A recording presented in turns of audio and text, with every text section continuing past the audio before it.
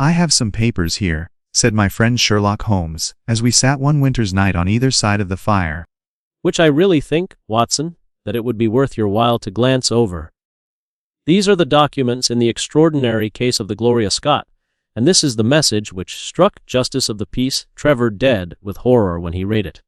He had picked from a drawer a little tarnished cylinder, and undoing the tape, he handed me a short note scrawled upon a half-sheet of slate, grey paper. "The supply of game for London is going steadily up," it ran. "Head keeper Hudson, we believe, has been now told to receive all orders for fly paper and for preservation of your hen Pheasant's life." I cannot see how such a message as this could inspire horror. It seems to me to be rather grotesque than otherwise. Very likely. Yet the fact remains that the reader, who was a fine, robust old man, was knocked clean down by it as if it had been the butt end of a pistol. You arouse my curiosity. But why did you say just now that there were very particular reasons why I should study this case? Because it was the first in which I was ever engaged. You never heard me talk of Victor Trevor? He was the only friend I made during the 2 years I was at college. I was never a very sociable fellow, Watson. Trevor was the only man I knew, and that only through the accident of his bull terrier freezing on to my ankle one morning as I went down to chapel. Finally, he invited me down to his father's place at Donnithorpe, in Norfolk, and I accepted his hospitality for a month of the long vacation. Old Trevor was evidently a man of some wealth and consideration, a J.P. and a landed proprietor. Trevor Sr. was a widower, and my friend his only son. One evening, shortly after my arrival, we were sitting over a glass of port after dinner, when young Trevor began to talk about those habits of observation and inference which I had already formed into a system. "Come, now, Mr. Holmes," said he, laughing good-humoredly. "I'm an excellent subject, if you can deduce anything from me." "I fear there is not very much. I might suggest that you have gone about in fear of some personal attack within the last 12 months. You have a very handsome stick. By the inscription I observed that you had not had it more than a year. But you have taken some pains to bore the head of it, and pour melted lead into the hole so as to make it a formidable weapon. You have boxed a good deal in your youth." "Right again? How did you know it?" "It is your ears. They have the peculiar flattening and thickening which marks the boxing man. You have done a good deal of digging by your callosities." "Made all my money at the gold fields." "And you have been most intimately associated with some one whose initials were J.A., and whom you afterwards were eager to entirely forget."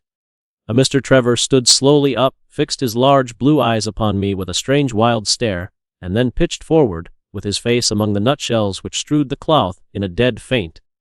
Boys," said he, forcing a smile, "I hope I haven't frightened you. Strong as I look, there is a weak place in my heart, and it does not take much to knock me over. I don't know how you manage this, Mr. Holmes, but it seems to me that all the detectives of fact and of fancy would be children in your hands. That's your line of life, sir."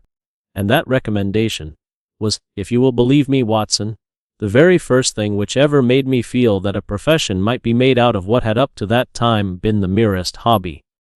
"Might I ask how you know, and how much you know?" "It is simplicity itself. When you bared your arm, I saw that J.A. had been tattooed in the bend of the elbow. The letters were still legible, but it was perfectly clear that efforts had been made to obliterate them." "What an eye you have!" he cried with a sigh of relief. "It is just as you say, but we won't talk of it. Of all ghosts, the ghosts of our old lovers are the worst."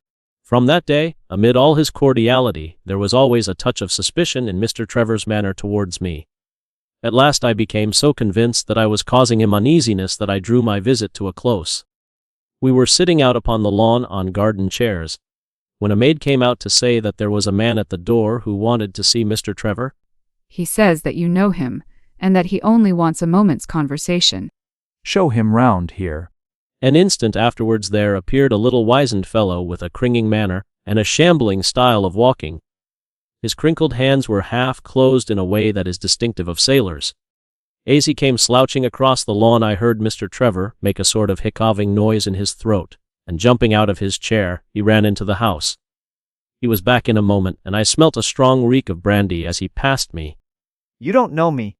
"Why, dear me, it is surely Hudson," said Mr. Trevor in a tone of surprise. "Hudson it is, sir. Why, it's 30 year and more since I saw you last. Here you are in your house, and me still picking my salt meat out of the harness cask. Go into the kitchen, and you will get food and drink. I have no doubt that I shall find you a situation. Bless you, sir, I know where all my old friends are, said the fellow with a sinister smile, and he slouched off after the maid to the kitchen. An hour later, when we entered the house, we found him stretched dead drunk upon the dining room sofa. The whole incident left a most ugly impression upon my mind. One day, I received a telegram from my friend imploring me to return to Donnithorpe, and saying that he was in great need of my advice and assistance. Of course I dropped everything and set out for the north once more. He met me with the dog cart at the station, and I saw at a glance that the last 2 months had been very trying ones for him. He had grown thin and careworn. The governor is dying, were the first words he said. Impossible, I cried. What is the matter? Apoplexy, nervous shock. He's been on the verge all day. It was the devil, Holmes. He cried. Yes, it was the devil himself. We have not had a peaceful hour since, not one. The governor has never held up his head from that evening, and now the life has been crushed out of him and his heart broken, all through this accursed Hudson. My father made the fellow gardener, and then as that did not satisfy him, he was promoted to be butler. The house seemed to be at his mercy, and he wandered about and did what he chose in it. The fellow would take the boat and my father's best gun and treat himself to little shooting trips. And all this with such a sneering, leering, insolent face that I would have knocked him down 20 times over if he had been a man of my own age. On making some insolent reply to my father in my presence one day, I took him by the shoulders and turned him out of the room. He slunk away with a livid face and 2 venomous eyes which uttered more threats than his tongue could do. The dad came to me next day and asked me whether I would mind apologizing to Hudson. I refused, as you can imagine. That evening there came what seemed to me to be a grand release, for Hudson told us that he was going to leave us. He walked into the dining room as we sat after dinner, and announced his intention. I've had enough of Norfolk. I'll run down to Mr. Betta's in Hampshire. He'll be as glad to see me as you were, I dare say. Night after night I heard him pacing his room, and it was just as he was recovering his confidence that the blow did at last fall. And how? I asked eagerly. In a most extraordinary fashion. A letter arrived for my father yesterday evening, bearing the Fordingbridge postmark. My father read it, clapped both his hands to his head, and began running round the room in little circles like a man who has been driven out of his senses. When I at last drew him down onto the sofa, his mouth and eyelids were all puckered on one side, and I saw that he had a stroke. You horrify me, Trevor! What then could have been in this letter to cause so dreadful a result? Nothing. There lies the inexplicable part of it. The message was absurd and trivial. Oh my God, it is as I feared! As he spoke we came round the curve of the avenue, and saw in the fading light that every blind in the house had been drawn down. When did it happen, doctor? Almost immediately after you left. Did he recover consciousness? For an instant before the end. Any message for me? Only that the papers were in the back drawer of the Japanese cabinet. Then I remembered that Fordingbridge was in Hampshire, and that this Mr. Betta's, whom the seaman had gone to visit and presumably to blackmail, had also been mentioned as living in Hampshire. The letter, then, might either come from Hudson, the seaman, or it might come from Betta's. But then how could this letter be trivial and grotesque, as described by the son? He must have misread it. If so, it must have been one of those ingenious secret codes which mean one thing while they seem to mean another. Close at her heels came my friend Trevor, pale but composed, with these very papers which lie upon my knee held in his grasp. He sat down opposite to me, drew the lamp to the edge of the table, and handed me a short note. And then in an instant the key of the riddle was in my hands, and I saw that every third word, beginning with the first, would give a message which might well drive old Trevor to despair. The game is up. Hudson has told all. Fly for your life. This is worse than death, for it means disgrace as well. But what is the meaning of these head, keepers, and pheasants?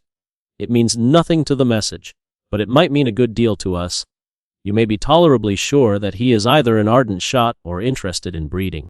Alas, Holmes, I fear that it is one of Sin and shame! But from you I shall have no secrets. Here is the statement which was drawn up by my father when he knew that the danger from Hudson had become imminent. These are the very papers, Watson, which he handed to me, and I will read them to you.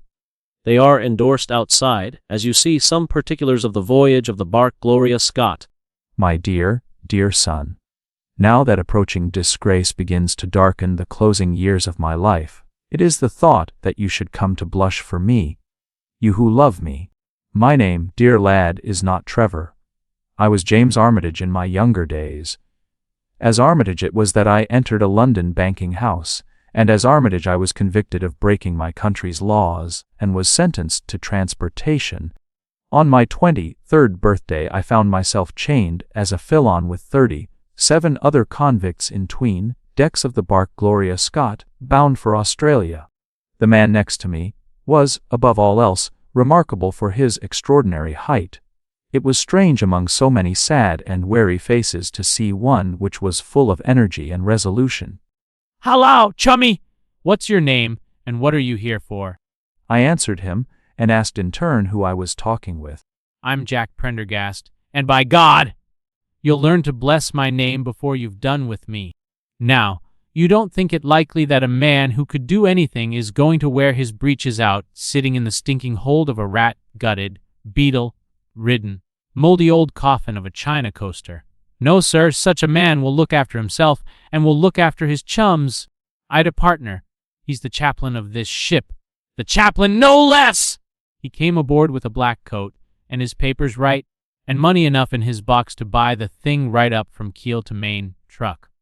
The sham chaplain came into our cells to exhort us, carrying a black bag supposed to be full of tracts, and so often did he come that by the third day we had each stowed away at the foot of our beds a file, a brace of pistols, a pound of powder, and 20 slugs. One evening, the doctor had come down to see one of the prisoners who was ill, and putting his hand down on the bottom of his bunk, he felt the outline of the pistols. If he had been silent he might have blown the whole thing, but he was a nervous little chap, so he gave a cry of surprise. He was gagged before he could give the alarm, and tied down upon the bed. He had unlocked the door that led to the deck, and we were through it in a rush. The 2 sentries were shot down. Then we rushed on into the captain's cabin, but as we pushed open the door, there was an explosion from within, and there he lay with his brains smeared over the chart of the Atlantic, which was pinned upon the table, while the chaplain stood with a smoking pistol in his hand at his elbow. In an instant, without warning, there came the roar of muskets in our ears, and the saloon was so full of smoke that we could not see across the table. When it cleared again, the place was a shambles. Wilson and 8 others were wriggling on the top of each other on the floor. Prendergast was like a raging devil, and he picked the soldiers up as if they had been children and threw them overboard alive or dead. It was over them that the great quarrel arose. There were many of us who were glad enough to win back our freedom, and yet who had no wish to have murder on our souls. 8 of us, 5 convicts and 3 sailors, said that we would not see it done. At last he said that if we wished we might take a boat and go. We jumped at the offer, for we were already sick of these bloodthirsty doings. Suddenly, as we looked at her, we saw a dense black cloud of smoke shoot up from her, which hung like a monstrous tree upon the sky line. A few seconds later a roar like thunder burst upon our ears. There was no sign left of the Gloria Scott. We heard a cry for help, and saw at some distance a piece of wreckage with a man lying stretched across it. When we pulled him aboard the boat he proved to be a young seaman of the name of Hudson. A dozen convicts found him with a matchbox in his hand seated beside an open powder barrel, swearing that he would blow all hands up if he were in any way molested. An instant later the explosion occurred, though Hudson thought it was caused by the misdirected bullet of one of the convicts rather than the mate's match. Next day we were picked up by the brig Hotspur, bound for Australia. The transport ship Gloria Scott was set down by the Admiralty as being lost at sea, and no word has ever leaked out as to her true fate. We prospered, we traveled, we came back as rich colonials to England, and we bought country estates. For more than 20 years we have led peaceful and useful lives, and we hoped that our past was forever buried. Imagine, then, my feelings when in the seaman who came to us I recognized instantly the man who had been picked off the wreck. He had tracked us down somehow, and had set himself to live upon our fears. Underneath is written in a hand so shaky as to be hardly legible. Beddoes writes in cipher to say H has told all. Sweet Lord, have mercy on our souls! That was the narrative which I read that night to young Trevor, and I think, Watson, that under the circumstances it was a dramatic one. The good fellow was heartbroken at it, and went out to the Terry tea planting, where I hear that he is doing well. As to the sailor and Bettas, neither of them was ever heard of again after that day on which the letter of warning was written. They both disappeared utterly and completely. I think that it is most probable that Bettas, pushed to desperation and believing himself to have been already betrayed, had revenged himself upon Hudson, and had fled from the country with as much money as he could lay his hands on. Those are the facts of the case, Doctor, and if they are of any use to your collection, I am sure that they are very heartily at your service.